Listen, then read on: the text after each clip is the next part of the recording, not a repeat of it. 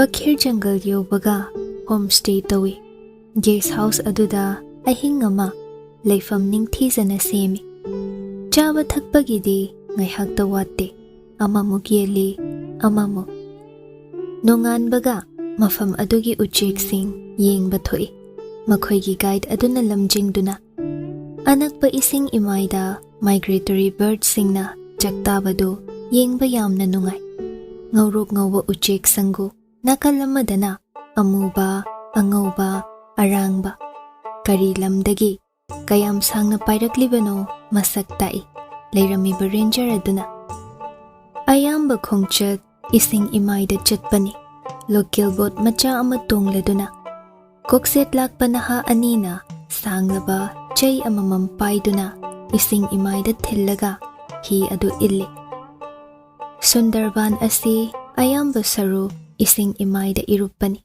Samudragi high tide, low tide tung innaduna ising thenba lubagi chang lepi. Saruk chama thokpada chada nimphudi India romda lay aduga chada humpuna Bangladesh leibakta. Bangladesh romda leibana hena jungle sing sukpa heli haine. Sa uchek su hena marang kaina le. Jungle manung hanjina janglakpada uchek oyagi khonjelna tamna khongba nakna khongba makhal sui.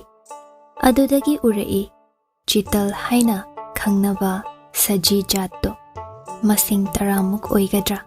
Nomho sangu oina chatli. Sangu oina chaktaba sa makhalni haidana santokna tai ranger aduna. Khara jangsillaga laptakna urai Bharat ki national animal Rashtriya pasu oiriba Royal Bengal tiger. Majestic haiba wahai simak sizinaduna thabada matik jai. Leiriba ithad amadagi ithad amada iroiduna lankhibado kaya ningthize. Imaidagi kakhatpaga ising marik khuding masa khingduna nikthok-lambado nungsha mangal aduna masik naihanduna langtrik langhanna ui. Hi ado lepi imaida aduga tongliba sing mit kupnadana yengnay. Asigidamakni lakliba khongchat asiso. Ranger aduna hairai. Bonasi changbada Bengal tiger ubagi changyam hantharaban. Chahi kharasida pakhik uge phangde.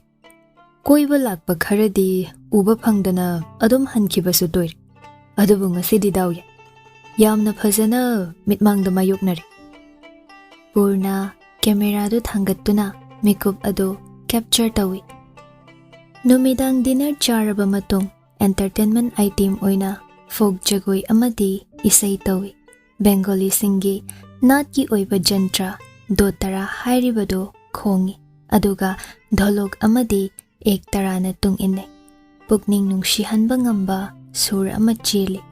Ahal oiriba nupa aduna sakso isaiduna thamoigi thotlaba mafam amada shoklabagum phawhallari. Makeup aduda pirang sinthaningli. Mishum haiba sur adunara masak khangdaba mayek adunara aduk thamoi huba. Khangningladuna mayam hanakraba matung magi roomda changlabagan PURNAda thawoina hangi thoibina. Ngasai isai mayek to kari harino khangbra? Khangi. Bengali mayek to? Hoy. Pabung na yam sa amba mayek aduna khangi. Kari harino? Karigumba kanamtana nangi mikaw tabidraba ubidraba thawoibidrabadi nadom chatlu haiban. Ho laibak thiba nangi tamba ngamdraba khongchat tingkhang tumbawtana thallaba lambel khongloi kana yaudrabaso tingkhangna thinbada I thoklaba khongdu thangduna nadom chatlu. Amamba numidangda nonglei nungshid amadi brajana thongjinda thonglaraba. Oihallu mamit khakliba brajana nangi mairangal hallu maduna nangi lambel. Kananasu nangi maikai yengaktraba nangi mikau tabidrabadi nadom chatlu nathanta chatlu hariban. Kavi Rabindranath Tagore gi mayek phajaban. Mayek se ꯐꯖꯕꯁꯤꯅ ꯑꯣꯏꯇꯥꯏ ꯑꯩꯅ ꯊꯃꯣꯏꯗ ꯀꯔꯤꯒꯨꯝꯕ ꯑꯃ ꯐꯥꯎꯍꯜꯂꯦ ꯈꯜꯂꯤꯕꯁꯤꯁꯨ ꯍꯦꯛ ꯇꯥꯕꯗ two ꯆꯨꯡꯕ ꯄꯣꯏ ꯄꯨꯛꯅꯤꯡ ꯅꯨꯡꯁꯤꯍꯜꯂꯤ ꯃ꯭ꯌꯨꯖꯤꯛꯁꯤꯗꯤ barrier ꯂꯩꯇꯦ ꯍꯥꯏꯔꯤꯁꯦ ꯁꯤꯗ ꯀꯔꯤ ꯍꯥꯏꯔꯤꯅꯣ ꯀꯩꯗꯧꯕꯅꯣ ꯈꯪꯂꯨꯗ꯭ꯔꯕꯁꯨ ꯅꯨꯡꯁꯤꯍꯟꯕ ꯉꯝꯂꯤꯕ ꯅꯨꯡꯉꯥꯏꯕ ꯄꯣꯛꯍꯜꯂꯤꯕꯁꯦ ꯋꯥꯔꯗꯁꯋꯔꯊꯅꯁꯨ ꯏꯔꯤꯗꯅ ꯃꯥꯒꯤ ꯁꯩꯔꯦꯡ ꯁꯣꯂꯤꯇꯔꯤ ꯔꯤꯄꯔꯗ ꯑꯗꯣ ꯅꯪꯕꯨ ꯂꯝ ꯂꯥꯞꯅ ꯀꯣꯏꯊꯣꯔꯛꯄꯁꯤ ꯅꯨꯡꯉꯥꯏꯕ꯭ꯔꯣ ꯀꯝꯗꯧꯒꯦ ꯌꯥꯝꯅ ꯅꯨꯡꯉꯥꯏ ꯂꯝ ꯂꯥꯞꯅ ꯂꯥꯛꯂꯦ ꯍꯥꯏꯕꯒꯤ ꯏꯊꯤꯜꯁꯨ ꯏꯐꯥꯎ ꯐꯥꯎꯗꯕꯒꯨꯝ ꯇꯧꯏ ꯃꯤꯅꯗꯤ ꯍꯥꯏꯅꯩꯗꯅ ꯂꯝ ꯆꯠꯊꯣꯛꯂꯕꯗꯤ ꯌꯨꯝ ꯅꯤꯡꯁꯤꯡꯉꯤ ꯄꯨꯛꯅꯤꯡ ꯅꯨꯡꯁꯤ ꯍꯥꯏꯗꯅ ꯑꯗꯣ ꯀꯩꯒꯤꯅꯣ ꯈꯪꯗꯦ ꯁꯝꯈꯥ ꯑꯩꯗꯤ ꯑꯗꯨꯒꯨꯝꯕ ꯑꯃꯠꯇ ꯐꯥꯎꯗꯦ ꯀꯔꯤꯒꯤꯅꯣ ꯑꯗꯨꯗꯤ ꯑꯩꯗꯤ ꯊꯥꯏꯅ ꯂꯥꯏꯔꯤꯛ ꯇꯝꯕ ꯑꯍꯥꯟꯕ ꯌꯨꯝꯗꯒꯤ ꯃꯄꯥꯜ ꯊꯣꯛꯂꯛꯄꯗꯣ ꯂꯣꯟꯂꯤꯅꯦꯁ ꯐꯤꯜ ꯌꯥꯝ ꯁꯥꯊꯤꯅ ꯇꯧꯈꯤ ꯄꯥꯕꯨꯡꯅ ꯊꯤꯜꯂꯝꯃꯒ ꯍꯟꯈꯤꯕ ꯅꯨꯃꯤꯠꯇ ꯏꯍꯥꯡ ꯍꯥꯡꯍꯧꯔꯕꯒꯨꯝ ꯁꯪꯁꯥꯔꯁꯤꯗ ꯏꯗꯣꯝ ꯉꯥꯏꯔꯕꯒꯨꯝ ꯍꯧꯖꯤꯛꯇꯕꯨ ꯅꯣꯛꯅꯤꯡꯂꯦ ꯃꯇꯝꯗꯨꯗ ꯑꯩꯅ ꯈꯟꯈꯤꯕꯗꯣ ꯑꯉꯥꯡ ꯑꯣꯏꯔꯤꯉꯩ ꯋꯥꯈꯜ ꯍꯥꯏꯔꯦꯗꯅ ꯄꯥꯕꯨꯡ ꯅꯨꯃꯤꯠ ꯅꯤꯅꯤ ꯍꯨꯝꯅꯤ ꯏꯅꯥꯛꯇ ꯂꯩꯔꯝꯂꯤꯉꯩ ꯃꯇꯝꯗꯨꯗꯕꯨꯗꯤ ꯑꯗꯨꯒꯨꯝꯕ ꯂꯣꯟꯂꯤꯅꯦꯁꯇꯣ ꯐꯥꯎꯈꯤꯗꯦ ꯑꯩꯒꯤ ꯑꯣꯏꯕ ꯃꯤꯅ ꯑꯩꯒꯤ ꯏꯅꯥꯛꯇ ꯂꯩꯕꯁꯦ ꯑꯁꯨꯝ ꯇꯧꯅꯕꯖꯥꯠꯅꯤ ꯑꯀꯣꯟꯕ ꯄꯨꯔꯅꯒꯤ ꯋꯥꯍꯩꯗꯨꯗ ꯊꯣꯏꯕꯤ ꯍꯥꯏꯐꯦꯠ ꯌꯦꯡꯂꯛꯏ ꯑꯩꯒꯤ ꯑꯣꯏꯕ ꯃꯤꯑꯣꯏꯅ ꯏꯅꯥꯛꯇ ꯂꯩꯔꯕꯗꯤ ꯍꯥꯏꯕ ꯋꯥꯍꯩꯗꯨꯃꯛꯅ ꯄꯨꯛꯅꯤꯡ ꯋꯥꯈꯜ ꯊꯨꯝꯅ ꯆꯪꯈꯤꯕꯒꯨꯝ ꯅꯍꯥꯟꯗꯒꯤ ꯀꯣꯏꯕ ꯆꯠꯂꯤꯕꯗꯣ ꯃꯤꯠꯃꯥꯡꯗ ꯎꯔꯛꯏ ꯑꯆꯠꯄ ꯃꯐꯝ ꯈꯨꯗꯤꯡ ꯄꯨꯔꯅꯅ ꯃꯥꯕꯨ ꯈꯨꯠ ꯁꯝꯗꯨꯅ ꯄꯨꯏ ꯃꯇꯝ ꯄꯨꯝꯅꯃꯛꯇ ꯃꯥꯒꯤ ꯈꯨꯠ ꯁꯝꯗꯨꯅ ꯆꯠꯂꯤ ꯃꯤꯀꯨꯞ ꯑꯃꯠꯇ ꯊꯥꯅꯗꯦ ꯄꯨꯔꯅꯅ ꯃꯥꯕꯨ ꯈꯨꯠ ꯊꯥꯗꯣꯛꯇꯨꯅ ꯊꯅꯝꯗꯦ ꯃꯁꯤꯅꯔꯥ ꯋꯥꯈꯜ ꯈꯟꯅ ꯈꯟꯅ ꯃꯤꯠ ꯀꯨꯞꯇꯕ ꯃꯈꯩ ꯄꯨꯔꯅꯒꯤ ꯃꯥꯏꯊꯣꯡꯗꯨ ꯌꯦꯡꯉꯤ ꯅꯣꯡꯃ ꯂꯨꯍꯣꯡꯗ꯭ꯔꯤꯉꯩ ꯃꯥꯒꯤ ꯃꯃꯥꯟꯅꯕꯤ ꯏꯂꯤꯇꯥꯅ ꯍꯪꯈꯤꯕ ꯋꯥꯍꯪꯗꯨ ꯅꯤꯡꯁꯤꯡꯂꯛꯏ ꯊꯣꯏꯕꯤ ꯅꯪꯒꯤ ꯅꯨꯄꯥꯗꯣ ꯃꯁꯛ ꯀꯝꯗꯧꯏ ꯐꯖꯕ꯭ꯔꯥ ꯃꯇꯝꯗꯨꯗꯗꯤ ꯈꯪꯈꯤꯗꯦ ꯐꯖꯩ ꯅꯠꯇ꯭ꯔꯒ ꯊꯤ ꯑꯁꯤꯒꯨꯝꯕ ꯋꯥꯈꯜ ꯑꯃꯠꯇ ꯂꯥꯛꯈꯤꯗꯕꯅꯤ ꯎꯔꯛꯏ ꯇꯔꯨ ꯇꯔꯨ ꯄꯥꯡꯂꯤꯕ ꯃꯤꯠ ꯑꯅꯤ ꯇꯨꯝꯇꯛ ꯇꯧꯔꯤꯕ ꯅꯥꯇꯣꯟ ꯇꯦꯟꯅ ꯇꯥꯔꯤꯕ ꯂꯨꯃꯥꯡꯒꯤ ꯁꯝ ꯑꯗꯨꯗꯒꯤ ꯑꯃꯨꯛ ꯇꯞꯂꯞ ꯉꯥꯡꯂꯤꯕ ꯃꯥꯒꯤ ꯈꯣꯟꯊꯣꯛ ꯈꯣꯜꯂꯩ ꯅꯥꯇꯣꯟ ꯁꯨꯃꯥꯡꯗ ꯈꯖꯤꯛ ꯈꯖꯤꯛ ꯂꯤꯠꯈꯠꯂꯛꯂꯤꯕ ꯀꯣꯏ ꯈꯔ ꯍꯥꯏꯐꯦꯠ ꯅꯣꯛꯅꯤꯡꯂꯛꯏ ꯃꯈꯨꯠ ꯈꯨꯗꯣꯝꯕꯤꯗꯨꯅ ꯇꯞꯅ ꯅꯥꯜꯂꯤ ꯆꯤꯟꯕꯥꯜ ꯃꯊꯛꯀꯤ ꯀꯣꯏ ꯈꯖꯤꯛ ꯑꯗꯨꯗ ꯊꯣꯏꯕꯤꯅ ꯃꯌꯥ ꯍꯤꯒꯠꯇꯨꯅ ꯇꯧꯔꯛꯂꯤꯕ ꯃꯑꯣꯡꯗꯨꯗ ꯄꯨꯔꯅꯁꯨ ꯅꯣꯛꯊꯣꯔꯛꯏ ꯀꯔꯤ ꯇꯧꯔꯕꯒꯦ ꯁꯅꯥ ꯀꯩꯁꯨ ꯇꯧꯗꯦꯗ ꯅꯨꯡꯉꯥꯏꯕ꯭ꯔꯣ ꯇꯧꯔꯤꯗꯨꯕꯣ ꯑꯩ ꯈꯪꯉꯛꯑꯦ ꯍꯧꯖꯤꯛꯇꯤ ꯀꯔꯤ ꯈꯪꯉꯤꯕ ꯑꯩꯅꯅꯦ ꯌꯨꯝꯗꯩ ꯊꯥꯞꯅ ꯂꯥꯛꯑꯕꯁꯨ ꯊꯃꯣꯏꯗ ꯀꯔꯤꯁꯨ ꯐꯥꯎꯗ꯭ꯔꯤꯕꯒꯤ ꯃꯔꯝ ꯍꯥꯏꯔꯣ ꯀꯗꯥꯏ ꯇꯥꯔꯒꯦ ꯅꯪꯒꯤ ꯃꯔꯝꯗꯣ ꯅꯪꯅꯦ ꯍꯥ ꯑꯩ ꯍꯥꯏꯕ ꯀꯩꯒꯨꯝꯕ ꯑꯩꯒꯤ ꯑꯣꯏꯕ ꯃꯤꯑꯣꯏ ꯑꯃ ꯂꯣꯏꯅꯔꯕꯗꯤ ꯂꯣꯟꯂꯤꯅꯦꯁ ꯐꯤꯜ ꯇꯧꯗꯦ ꯍꯥꯏꯕꯗꯥꯏꯅꯦ ꯑꯩꯒꯤ ꯑꯣꯏꯕ ꯃꯤꯑꯣꯏ ꯍꯥꯏꯕꯁꯦ ꯑꯩꯒꯤꯗꯤ ꯁꯝꯈꯥ ꯅꯪꯅ ꯑꯣꯏꯔꯕ ꯃꯥꯜꯂꯤ ꯅꯪꯒ ꯆꯠꯃꯤꯟꯅꯕ ꯅꯪꯒꯤ ꯅꯥꯛꯇ ꯂꯩꯕ ꯑꯃꯨꯛꯁꯨ ꯅꯪꯒ ꯌꯨꯝ ꯍꯟꯃꯤꯟꯅꯒꯗꯧꯔꯤ ꯈꯟꯕꯗ ꯑꯩꯒꯤ ꯊꯃꯣꯏꯗ ꯌꯨꯝ ꯊꯥꯗꯣꯛꯄꯒꯤ ꯅꯨꯡꯉꯥꯏꯇꯕ ꯐꯥꯎꯗꯕ ꯃꯥꯜꯂꯤ ꯑꯗꯨꯕꯨ ꯀꯔꯤꯒꯨꯝꯕ ꯑꯩ ꯊꯟꯇ ꯃꯐꯝꯁꯤꯗ ꯂꯩꯍꯧꯔꯅꯤ ꯍꯥꯏꯔꯕꯗꯤ ꯄꯨꯛꯅꯤꯡꯁꯦ ꯈꯝ ꯊꯦꯡꯅ ꯋꯥꯅꯤ ꯄꯤꯔꯥꯡ ꯏꯍꯧꯔꯛꯇꯨꯅ ꯊꯦꯝꯅꯕ ꯉꯝꯗ ꯀꯞꯄꯁꯨ ꯀꯅꯥꯅ ꯈꯪꯕ ꯀꯞꯀꯗꯧꯕ ꯑꯣꯏꯔꯗꯤ ꯑꯩꯁꯨ ꯅꯪꯕꯨ ꯂꯩꯍꯧꯔꯣ ꯍꯥꯏꯕ ꯉꯝꯂꯣꯏꯗ ꯑꯁꯦꯡꯕꯅꯤ ꯊꯣꯏꯕꯤ ꯄꯨꯔꯅꯒꯤ ꯂꯦꯡꯕꯥꯟꯗ ꯇꯞꯅ ꯉꯥꯊꯔꯛꯇꯨꯅ ꯂꯩ ꯉꯥꯏꯍꯥꯛ ꯑꯗꯨ ꯋꯥ ꯉꯥꯡꯗꯦ ꯒꯦꯁ ꯍꯥꯎꯁ ꯑꯗꯨꯒꯤ ꯃꯄꯥꯟꯗ ꯀꯣꯔꯠꯌꯥꯔꯗꯀꯨꯝꯕ ꯃꯆꯥ ꯑꯃ ꯂꯩꯔꯤꯗꯨꯗ ꯖꯟꯇ꯭ꯔ ꯈꯔ ꯈꯣꯡꯂꯤ ꯑꯊꯦꯡꯕꯗ ꯇꯨꯝꯕ ꯌꯥꯗ꯭ꯔꯕ ꯑꯇꯤꯊꯤ ꯑꯃꯅꯤ ꯍꯧꯒꯠꯇꯨꯅ ꯇꯞꯂꯤ ꯇꯞꯂꯤ ꯈꯣꯟꯖꯦꯜ ꯑꯗꯨꯁꯨ ꯇꯥꯏ ꯑꯅꯛꯄ ꯖꯪꯒꯜꯗꯒꯤ ꯂꯥꯛꯄ ꯁꯤꯊ ꯁꯤꯊ ꯈꯣꯡꯕ ꯃꯀꯨꯒꯤ ꯈꯣꯟꯖꯦꯜꯁꯨ ꯇꯥꯏ ꯏꯌꯥꯟ ꯌꯥꯟꯁꯤꯟꯅꯩ ꯊꯣꯏꯕꯤ ꯋꯥ ꯉꯥꯡꯂꯛꯏ ꯍꯌꯦꯡꯋꯥꯏ ꯆꯍꯤ 10-20ꯒꯤ ꯃꯇꯨꯡꯗ ꯑꯩꯅ ꯏꯊꯟꯇ ꯊꯃꯝꯒꯅꯨ ꯑꯩꯗꯤ ꯉꯝꯂꯣꯏ ꯀꯞꯀꯅꯤ ꯍꯥꯏꯕꯗ ꯅꯪꯅ ꯀꯞꯀꯗꯧꯕ ꯑꯣꯏꯔꯗꯤ ꯂꯩꯍꯧꯔꯣ ꯍꯥꯏꯕ ꯉꯝꯂꯣꯏ ꯈꯨꯝꯂꯛꯄꯁꯤꯅꯤ ꯑꯁꯥ ꯇꯧꯔꯤꯕꯁꯨ ꯑꯩꯅ ꯄꯨꯔꯅ ꯅꯣꯛꯂꯛꯏ ꯋꯥꯍꯩꯗꯨꯅ ꯃꯉꯣꯟꯗ ꯅꯣꯛꯅꯤꯡꯕ ꯑꯣꯏꯅ ꯊꯣꯛꯂꯨꯔꯦ ꯀꯩꯒꯤꯅꯣ ꯅꯣꯛꯏꯗꯨꯕꯣ ꯃꯤꯅ ꯑꯁꯨꯛ ꯂꯨꯅ ꯍꯥꯏꯔꯤꯕ ꯋꯥꯁꯤꯗ ꯅꯣꯛꯑꯔꯣꯏ ꯐꯥꯒꯤ ꯑꯃꯨꯛ ꯇꯥꯍꯜꯂꯤ ꯅꯪꯕꯨ ꯆꯍꯤ 10 ꯀꯨꯟꯒꯤ ꯃꯇꯨꯡ ꯑꯩꯒꯤ ꯅꯥꯛꯇ ꯁꯨꯝ ꯂꯩꯅꯤꯡꯈꯤꯗ꯭ꯔꯅꯦ ꯆꯠꯄꯤꯈ꯭ꯔꯣ ꯌꯦꯠꯄꯤꯔꯛꯑꯅꯨ ꯉꯥꯛꯇ ꯍꯥꯏꯔꯛꯀꯅꯤꯗ ꯆꯍꯤꯒꯤ ꯃꯇꯨꯡ ꯏꯟꯅ ꯑꯦꯇꯦꯆꯃꯦꯟ ꯏꯃꯣꯁꯟꯁꯨ ꯑꯍꯣꯡꯕ ꯂꯩ ꯑꯗꯨꯅꯕꯨ ꯂꯨꯍꯣꯡꯕ ꯅꯧꯔꯤꯉꯩ ꯌꯥꯝ ꯅꯨꯡꯁꯤꯅꯩ ꯀꯨꯏꯔꯛꯂꯗꯤ ꯈꯥꯕꯩ ꯄꯥꯏꯗꯨꯅ ꯇꯥꯟꯅꯩ ꯍꯥꯏꯔꯤꯅꯤ ꯀꯔꯤꯅꯣꯗ ꯑꯁꯤꯕꯨ ꯋꯥꯅꯤ ꯑꯍꯣꯏꯕꯅꯤ ꯔꯤꯌꯦꯂꯤꯇꯤꯅꯤ ꯑꯗꯨ ꯑꯣꯏꯔꯁꯨ ꯆꯍꯤ 10 ꯀꯨꯟꯒꯤ ꯃꯇꯨꯡꯗ ꯅꯣꯡꯃ ꯀꯩꯒꯨꯝꯕ ꯊꯥꯞꯅꯒꯗꯧꯕ ꯐꯤꯕꯝ ꯇꯥꯟꯖꯥ ꯂꯥꯛꯄꯗ ꯑꯩꯗꯤ ꯉꯝꯂꯣꯏ ꯍꯥꯏꯗꯅ ꯀꯞꯂꯗꯤ ꯑꯩꯕꯨ ꯏꯊꯟꯇ ꯊꯝꯕꯤꯔꯝꯕ ꯉꯝꯒꯅꯤ ꯍꯥꯏꯔꯤꯔꯣ ꯑꯗꯨꯗꯤ ꯉꯝꯂꯣꯏꯗ ꯊꯥꯖꯗꯦ ꯁꯪꯈꯥꯗꯤ ꯅꯣꯛꯈꯤ ꯂꯩꯍꯧꯔꯣ ꯍꯥꯏꯔꯝꯃꯒ ꯊꯣꯛ ꯍꯟꯗꯣꯛꯑꯝꯗꯧ ꯃꯥꯜ ꯇꯧꯗꯧ ꯃꯥꯜ ꯍꯣꯏ ꯑꯗꯨꯁꯨ ꯌꯥꯏ ꯍꯅꯨꯊꯪꯁꯤꯗ ꯀꯔꯤꯅꯣꯅꯦ ꯁꯅꯥ ꯅꯪꯕꯨ ꯏꯀꯥꯏꯖꯈ꯭ꯔꯦ ꯑꯉꯥꯡ ꯃꯃꯥꯡꯁꯤꯗ ꯁꯩꯇꯒ ꯍꯥꯏꯔꯒ ꯍꯦꯛ ꯊꯅꯝꯕ ꯇꯁꯦꯡꯅꯅ ꯍꯥꯏꯌꯦ ꯈꯠꯅꯗꯅ ꯁꯨꯡꯀꯧ ꯀꯧꯅꯗꯕ꯭ꯔꯁꯨ ꯀꯅꯥꯅ ꯈꯪꯕꯅꯣ ꯈꯠꯅꯔꯣꯏ ꯀꯩꯁꯨ ꯅꯪꯅ ꯈꯪꯉꯤꯕ ꯈꯪꯉꯤ ꯂꯩꯃꯤꯟꯅꯔꯗꯤ ꯈꯠꯅ ꯆꯩꯅꯕꯗꯤ ꯑꯗꯨꯝ ꯌꯧꯔꯛꯀꯅꯤ ꯁꯨꯝ ꯌꯥꯅꯔꯒ ꯂꯩꯌꯣꯗꯤ ꯌꯥꯔꯣꯏꯕ ꯌꯦꯠꯅꯔꯛꯄ ꯌꯥꯅꯔꯛꯇꯕ ꯃꯇꯥꯡ ꯍꯥꯏꯕ ꯑꯃ ꯁꯣꯏꯗꯅ ꯂꯥꯛꯈꯤꯅꯤ ꯑꯗꯨꯕꯨ ꯊꯥꯏꯅ ꯑꯩꯉꯣꯟꯗ ꯑꯩꯅ ꯐꯅꯌꯥꯝ ꯁꯥꯎꯔꯁꯨ ꯊꯦꯝꯖꯤꯟꯕ ꯉꯝꯕ ꯑꯣꯏꯒꯦ ꯋꯥꯁꯛꯈꯤꯕꯗꯥꯏꯅꯦ ꯀꯔꯝ ꯀꯥꯟꯗ ꯍꯣ ꯂꯨꯍꯣꯡ ꯅꯨꯡꯗꯥꯡꯗ ꯃꯗꯨꯅ ꯇꯥꯏꯃꯤꯡꯗꯨ ꯔꯣꯃꯥꯟꯇꯤꯛ ꯑꯣꯏꯔꯤꯉꯩꯒꯤ ꯋꯥꯅꯤꯗꯅ ꯀꯩꯅꯣ ꯍꯥꯏꯁꯤꯕꯣ ꯑꯩ ꯌꯥꯝ ꯇꯜꯂꯛꯀꯗꯧꯔꯦꯗ ꯑꯁꯤ ꯍꯥꯏꯗꯨꯅ ꯊꯣꯏꯕꯤ ꯐꯠ ꯍꯧꯒꯠꯂꯒ ꯐꯝꯌꯥꯏꯗ ꯐꯝꯗꯨꯅ ꯂꯩꯈ꯭ꯔꯦ ꯃꯆꯤꯟ ꯑꯗꯨꯁꯨ ꯁꯥꯎꯗꯨꯅ ꯄꯣꯡꯊꯣꯛꯏ ꯃꯥꯅ ꯍꯥꯏꯍꯟꯅꯤꯡꯂꯤꯕ ꯋꯥꯗꯨꯒ ꯄꯨꯔꯅꯅ ꯈꯨꯝꯗꯣꯔꯛꯂꯤꯕꯗꯨꯒ ꯊꯃꯣꯏꯗꯣ ꯄ꯭ꯔꯣꯛ ꯍꯦꯛ ꯆꯥꯛꯏ ꯇꯁꯦꯡꯅ ꯃꯥꯒꯤ ꯅꯤꯄꯥ ꯑꯁꯤꯕꯨ ꯊꯃꯣꯏ ꯄꯥꯟꯗ꯭ꯔꯕ꯭ꯔꯥ ꯅꯠꯇ꯭ꯔꯒ ꯂꯛꯅꯔꯒꯇ ꯂꯩꯕꯁꯤꯅ ꯃꯥꯒꯤ ꯅꯨꯡꯁꯤꯕꯒꯤ ꯑꯇꯣꯞꯄ ꯁꯛꯂꯣꯟꯂ ꯑꯗꯨꯕꯨ ꯃꯤꯀꯨꯞ ꯑꯁꯤꯗꯗꯤ ꯈꯣꯏꯗꯧ ꯁꯥꯎꯅꯤꯡꯂꯛꯂꯦ ꯄꯨꯔꯅ ꯃꯈꯨꯠ ꯈꯠꯇꯨꯅ ꯂꯥꯎ ꯆꯪꯁꯤꯜꯂꯛꯎ ꯍꯥꯏꯕꯒꯤ ꯃꯑꯣꯡꯗ ꯀꯧꯔꯛꯏ ꯊꯣꯏꯕꯤ ꯎꯅ ꯄꯩꯅ ꯌꯦꯡꯗꯨꯅ ꯂꯩ ꯃꯆꯤ ꯑꯃ ꯐꯥꯎꯕ ꯂꯦꯡꯗꯦ ꯋꯥꯔꯧꯔꯦ ꯍꯥꯏꯕꯒꯤ ꯁꯛꯐꯝꯗ ꯄꯨꯔꯅ ꯇꯞꯅ ꯀꯧꯔꯛꯏ ꯁꯅꯥ ꯊꯣꯏꯕꯤ ꯈꯨꯝꯗꯦ ꯃꯃꯤꯠ ꯑꯗꯨꯗꯤ ꯑꯗꯨꯃꯛ ꯌꯦꯡꯂꯤ ꯁꯥꯎꯅꯤꯡꯅ ꯂꯥꯎ ꯍꯥꯏꯕꯁꯤ ꯇꯨ ꯃꯀꯨ ꯈꯣꯡꯉꯤꯁꯦ ꯇꯥꯕ꯭ꯔꯥ ꯅꯪ ꯀꯤꯖꯗ꯭ꯔꯣ ꯅꯊꯟꯇ ꯑꯗꯨꯗ ꯐꯝꯃꯤꯗꯣ ꯑꯩꯕꯨ ꯑꯉꯥꯡꯂꯣ ꯅꯠꯇꯦ ꯑꯗꯨꯅꯕꯨ ꯀꯧꯔꯤꯅꯤ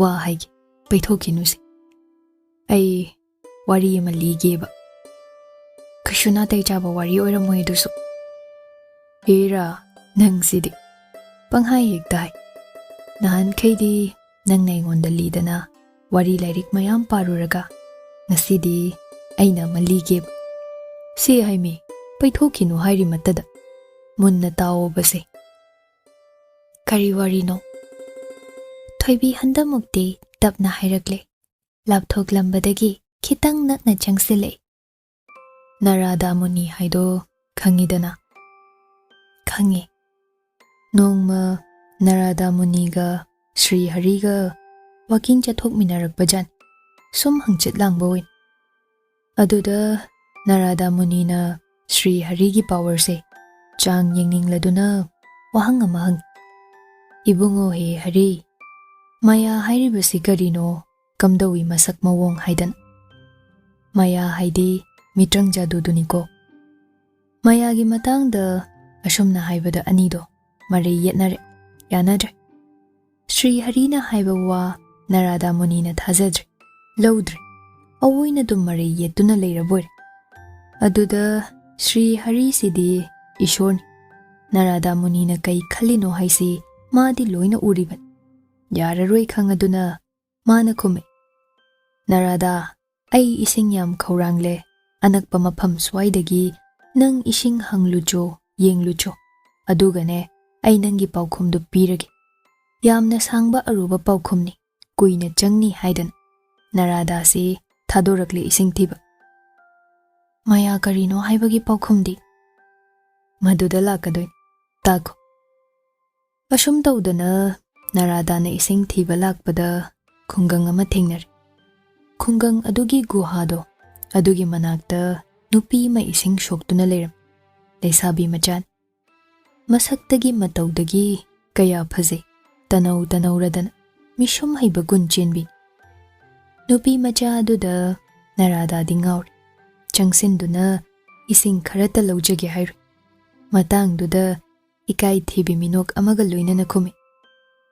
Ibungo Shriman hakchangdu yamna chokthana uri. Ising khubam amatang thakduna awa pothabiko. Khong khut asing bajal asina chamthokpiko. Asumna hek hairabasidadi phare haidana ising khuzok ama thauri. Adudagi kaukre mana mafamsida lakpagi mar.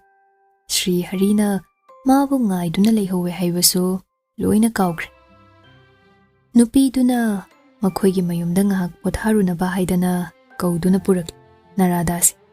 Mayum yaubaga nupidugi mapabunggasu thengnar. Gyan losing leiraba. Chung phiral charaba nupa ama machanupina puraklabadudadi mapabungsu WakhaL ama lai. Ichanupisi kanada sinaramgani khandana waduna leiramban. Ibungo na chingnaba akaiba leitradi ichanupisi thazarage haidana hairini. Narada su hena pamduna leibaga yathokle. Chawna luhong kaihongba tawduna yum panminnari. Angang yauri. Sel thum watre. Angang na nungshibane, nupina phazabane, kayadi nungaina pankre. Magi household life ado. Asumna chahi 10 muk hauzinkre. Nongmadi ikhang khanghodana atiyado. Nong na pungmam mamsile. Madudagi akhak arawga loinana nong haithari. Turel leipan kaiduna ising haijile. Lambi thong pomthum thumkre. Asum ising imai hengalakpana Narada na magi nupi angang yum thakta pukhatuna tham. Adudagi amuk akanba nonglei amana magi yum humdokpir. Chawraba ising imai duda tokhai tawthakre. Narada na magi nupibu yanduna kannaba hotne. Nakal amadana macha ahal tawthaki. Amadana macha yaim. Amamamta ising imaiduna chenthakibada kanba ngamdre. Adudagi amuk magi nupishu ireina chenthaduna pukre. Karino tawrishibu haidana Narada kap o khongna kapi. Ising imaina sum hengalak thazindagi khanau yor. Wabana henmallaba tanpham aduda piranga loinana kau. Hare Krishna, He Hari. Minglendo sonbaga pumnamak swai mangkre. Nonglei nungshit ising imai pumnamak. Aduga mana pothaduna leihoba Sri Harigi mangda leplar. Mikup ama kapluraga mit khangpang panglakpadong. Ibungo Harina nokmi kauri. Narada nangdi ising laugani chatluraga kaidore aigi ising di kadai. Narada na kaptuna kum. Ibungo nangdi kaya nungaina hiptuna leiramliba. Aina chahi 12 punsi ama hinglubado nangdi karisu khanglamdriboy. Adubu Sri Harina hari. Karino ne nangna hairisibo. Nangna ising laugani haidana chetkibadudi pungkhai mukta ngairida. Kari punsino nangna hinglure hairisibo. Matangsida Narada Munido bhab tare. Maya haibasi asum tawboire haidan.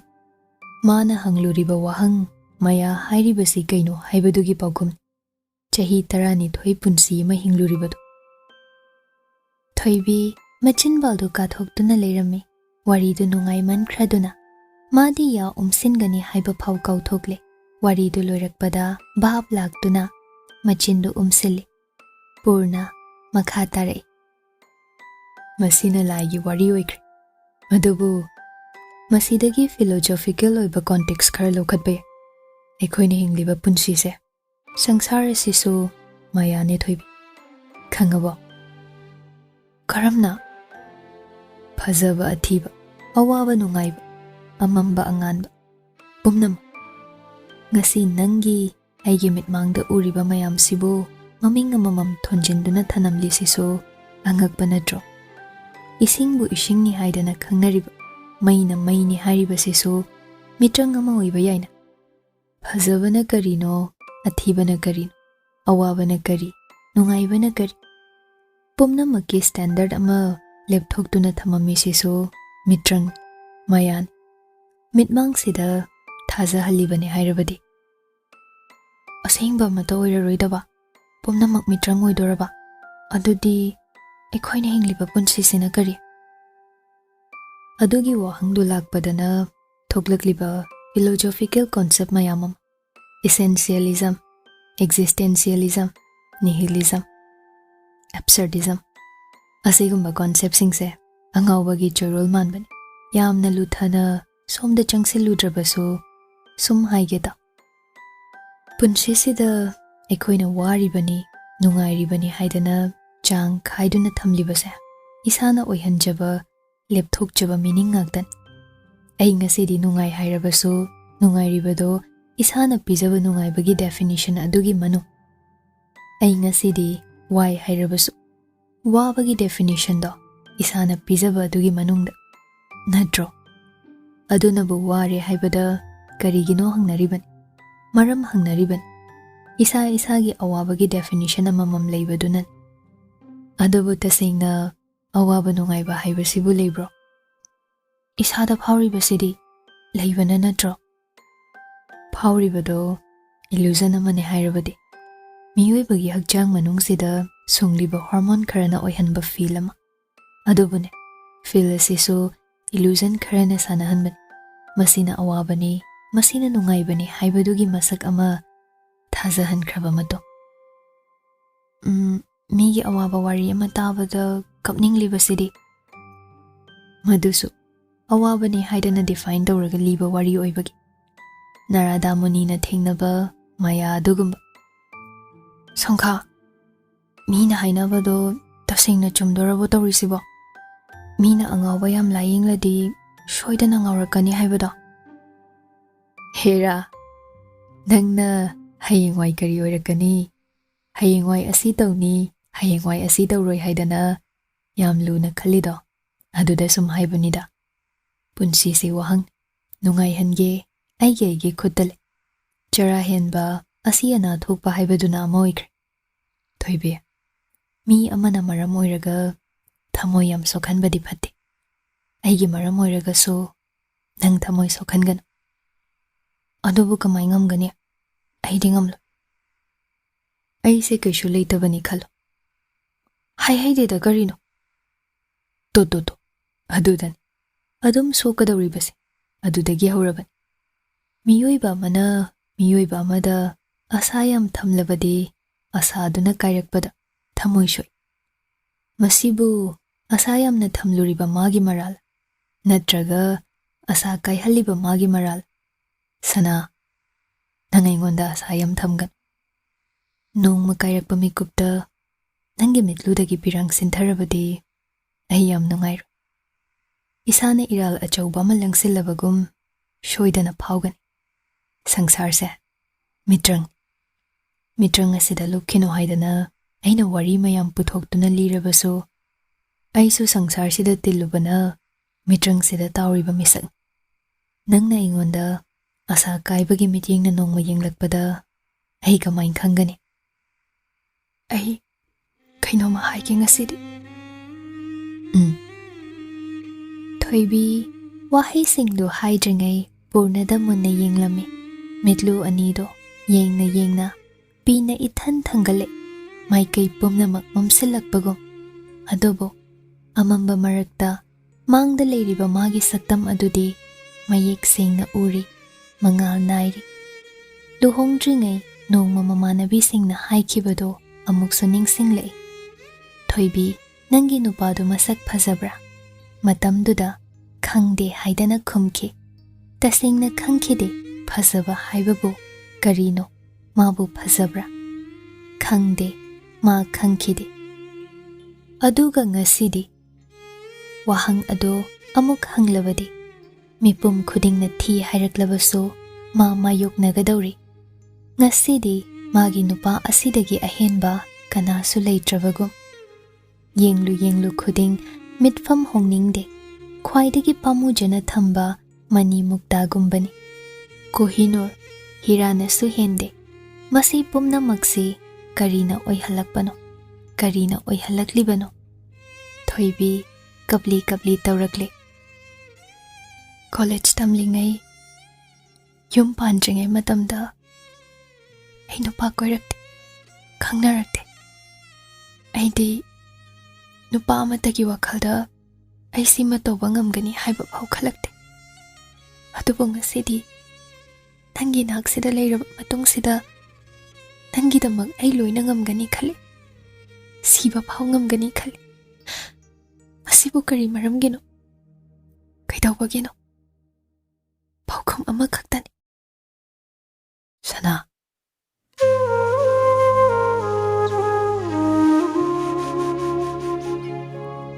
nangdi asi khangdaba mali. Wahaidugi matung achikpana ka ado khudum chankre. Mikup ama ani tumin leinai. Purna sungai hak aduda kari haisige. Wahai thoktrabagum tarang amada tawi. Tanik laba khonjel aduda thoibi kapning libadu phathanaba hotnaraduna haire. Adubu phasinbadi ngamde. Khonjelda mami tai. Punsisa ima baba adagi hena luna khandoba kana leite ninglubani. Aduga nangna ikhang khangaudana changlaklaba mikupsidai ahongba mayam amani. Nangna tabak chathokraga kitang thengna halakpada mi paiba pui. Nong tarasu chutlamgadra ningtham thagi Ratra chingsinba numidang phau thabak kumlaktabada inglamgadra. Nong matang hobi chak chadana thokibada leihauba aina chak chakhom ama phau pangamde khangaba. Sida kamaina irai laina nangidamak kishu khanganu haribano kaya laina haribano. Purna prap thoibibo chingsinduna konbirei. Ai lali ai hairaroige amukhana hairaroige sigumbawa. Handa mukti thoibi kapthorakle. Purnana konbirakliduna hena mabukning nungshi hanba oina thokre. Khonjel thokna kapthorei. Aigi punsida khwaidagi naknaba mi oiriba nangse kaigino irap lap thokba ihulama tum phawalibase. Inang nangna leirasi phawa aigi pumnamak oirambasi phawa kaigino ahangba amana mikup khuding adum thattuna leiriba. Ahangba se kaino songkha nangna ibo inthoklibro. Adumaina haigan aina nangbo inthokpa leitene sana. Purna mikup aduda nungaitabana pik thalli. Thoibina adumna kappado ma yamna nungaitre. Maral ama leirabagum phaurei. Mana haibadu chumle. Miyoiba amana miyoiba amada asa yam thamlabadi kairakpa mikupta thamoibu sokhalli. Karigi asuk nauriba thamoi leina na hakte. Malangna khazik lengbada ningkhaiduna kenbade. Chingde satpi inge leina kenbagum. Leirangna leikhok lombagi kenbani paukhomge khallibra. Adubu singel nangdi leishat tambada ngairido. Karigi aduk naubano, karigi aduk ningkhaiganbano. Asuk yamna fragile oiraba thamoi shipuduna hinglibani punsi ama hanjin sokani hanjin taisinaba hotnagani. Taisinba ngamda dakpam naiduna leihobana kongai ama. Mitrangumlaba wahanthok thirubada paukhom phangdraba mayagi sangsar asigidamak pirang sinthanariba waraunariba yeknariba. Purnagi mafamdadi masini.